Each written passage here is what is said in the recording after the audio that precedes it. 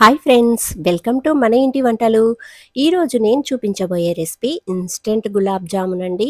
సాఫ్ట్గా, జ్యూసీగా, క్రాక్స్ ఏమి లేకుండా ఎలా ప్రిపేర్ చేసుకోవాలో నేను ఇప్పుడు మీకు చూపించబోతున్నాను. నేను చూపించినట్లు ప్రిపేర్ చేసుకోండి. చాలా చాలా బాగా కుదురుతుంది. అందరికీ కూడా నచ్చుతుంది. సూపర్గా వస్తుందండి. మరి నోట్లో వేసుకోగానే వెన్నలా కరిగిపోయే ఈ తీయని గులాబ్ జామున్ని ఎలా ప్రిపేర్ చేసుకోవాలో మనం ఇప్పుడు వీడియోలోకి వెళ్ళి చూసేద్దాం. ఇప్పుడు వెడల్పైన ఒక బౌల్ని తీసుకోండి. ఇన్స్టెంట్ గులాబ్ జామ్ మిక్స్ని తీసుకోండి.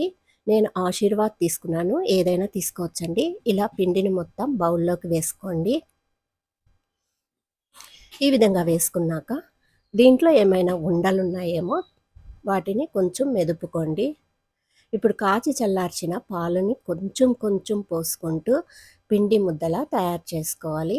చూడండి, దీన్ని ఈ విధంగా పైనే కలపాలండి. ఎక్కువ ప్రెస్ చేస్తూ కలపద్దు.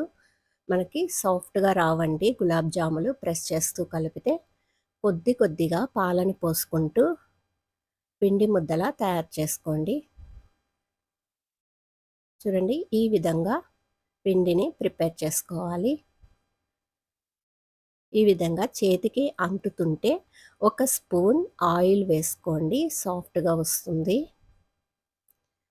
ఆయిల్ కానీ వెన్న కానీ వేసుకోవచ్చు. నేను ఆయిల్ని వేసుకున్నానండి. మరోమారు ఒకసారి కలుపుకోండి. ఎక్కువ ప్రెస్ చేస్తూ కలపద్దు. ఈ విధంగా కలుపుకోండి సాఫ్ట్గా. ఇప్పుడు మనం పిండిని ఓపెన్ చేస్తే మనకి ఎయిర్ గ్యాప్స్ అనేవి కనిపించాలండి. చూడండి, ఈ విధంగా ఎయిర్ గ్యాప్స్ ఉంటేనే మనకి గులాబ్ జాములు చాలా సాఫ్ట్గా వస్తాయి.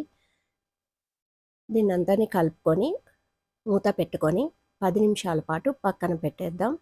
ఇప్పుడు మనం పాకాన్ని ప్రిపేర్ చేసుకుందాం. 2 గ్లాసుల షుగర్ని వేయండి. పావుసేరు గ్లాస్ అండి అది. 2 గ్లాసుల షుగర్కి 2 గ్లాసుల వాటర్ తీసుకోవాలి. ఈక్వల్ క్వాంటిటీతో తీసుకోవాలండి. పాకం ఎక్కువ కావాలంటే 3 గ్లాసులైనా వేసుకోవచ్చు. చూడండి, 2 గ్లాసుల వాటర్ పోసుకున్నాను. ఇప్పుడు స్టవ్ ఆన్ చేసి హై ఫ్లేమ్లో షుగర్ కరిగేంత వరకు కలుపుతూ ఉండాలండి. చూడండి, ఈ విధంగా షుగర్ కరిగేంత వరకు ఉంచుకోవాలి. షుగర్ కరిగాక ఇప్పుడు మీడియం ఫ్లేమ్లోకి టర్న్ చేసుకోండి.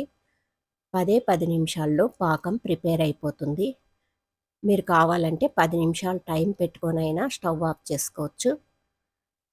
10 నిమిషాల తర్వాత చూడండి, పాకం ప్రిపేర్ అయిపోయింది. ఈ విధంగా ఉంటే సరిపోతుంది మనకి గులాబ్ జాముల్లోకి. 10 నిమిషాలు అయ్యాక ఇప్పుడు స్టవ్ ఆఫ్ చేసుకొని పావు స్పూన్ ఇలాచీ పౌడర్ని వేసుకోండి. మనకి ఈ పాకం గట్టి పడకుండా ఒక 5-6 చుక్కల వరకు నిమ్మరసాన్ని పిండుకోండి. నిమ్మరసం వేయడం వల్ల మనకి పాకం గట్టిపడదు. ఇప్పుడు మూత పెట్టుకొని చల్లారిపోకుండా పక్కకు పెట్టుకోండి. ఇప్పుడు పిండిని చూద్దాం. చూడండి, సాఫ్ట్గా ఉంది. ఇప్పుడు మరోమారు కలుపుకోవాలి. ఎయిర్ గ్యాప్స్ పోకుండా కలుపుకోండి. ఈ విధంగా కలుపుకున్నాక బాల్స్ని ప్రిపేర్ చేసుకోవాలి.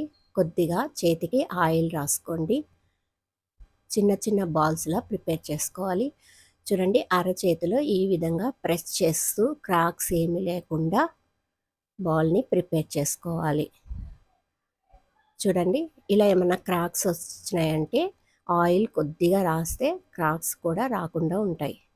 చూడండి, ఈ విధంగా ఉండాలి. క్రాక్స్ వస్తే మాత్రం ఆయిల్లో వేయంగానే ఇంకా క్రాక్స్లా విడిపోతుందండి. చూడండి, ఈ విధంగా ప్రెస్ చేస్తూ మనం బాల్ని ప్రిపేర్ చేసుకోవాలి. చూడండి, ఇలా ఉండాలి. ఇలా అన్నిటినీ ఒకే షేప్లో తయారు చేసుకోండి. మీకు కావాలంటే ఈ షేప్లో కూడా తయారు చేసుకోవచ్చు. మీకు నచ్చిన షేప్లో తయారు చేసుకోవచ్చు. నేను అన్నిటినీ ప్రిపేర్ చేసుకొని ప్లేట్లోకి తీసుకున్నానండి. చూడండి, ఈ విధంగా ప్లేట్లోకి తీసుకోండి. అన్నీ సేమ్ సైజు బాల్స్ని ప్రిపేర్ చేసుకోండి. ఇప్పుడు మనం డీప్ ఫ్రైకి కడాయి పెట్టుకుందాం. వెడల్పైన కడాయి తీసుకోవద్దు. అలా తీసుకుంటే మనకి గులాబ్ జాములు ఎక్కువగా ఫ్రై అవ్వవు. చూడండి, ఆయిల్ని కొంచెం ఎక్కువగానే పోసుకోండి. మీడియం ఫ్లేమ్లోనే ఎక్కువ హీట్ కాకుండా చూసుకోండి ఆయిల్ని. ఈ విధంగా హీట్ అయితే చాలు. మనం బాల్స్ వేసేటప్పుడు ఖచ్చితంగా లో ఫ్లేమ్లో టర్న్ చేసుకోండి. ఇప్పుడు కొన్ని బాల్స్ని ఆయిల్లో డిప్ చేసుకుంటూ ఫ్రై చేసుకోవాలి. నేను 2 సార్లుగా తీసుకుంటున్నానండి.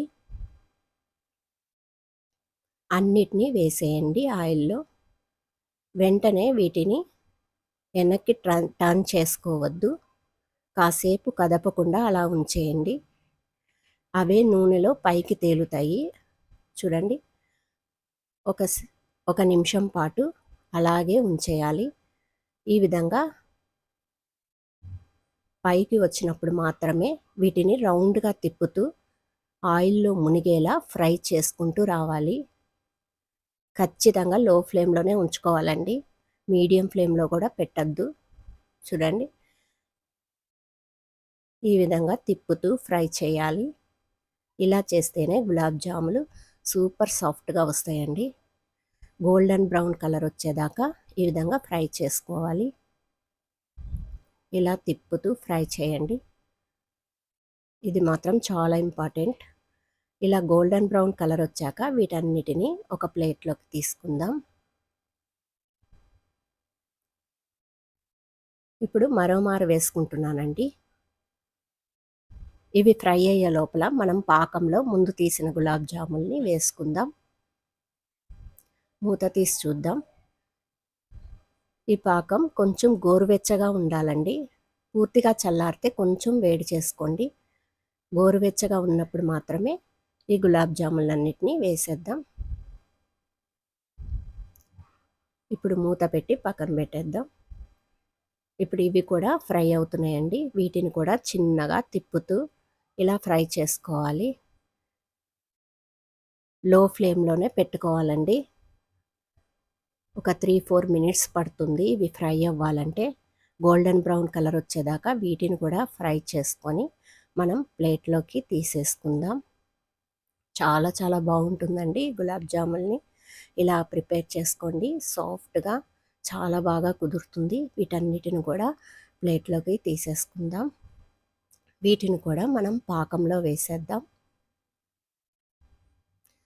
చూడండి, వీటిని కూడా మనం పాకంలో వేసి ఒకసారి వీటన్నిటిని పాకంలో మునిగేలా కలుపుకుందాం.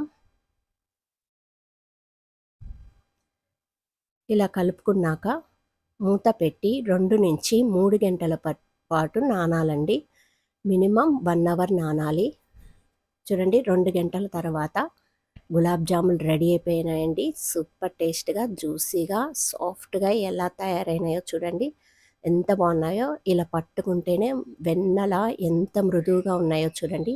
ఈ విధంగా ఉంటే గులాబ్ జాములు ఎన్నైనా తినేయచ్చు కదండి. మరి మీరు కూడా ప్రిపేర్ చేసుకోండి.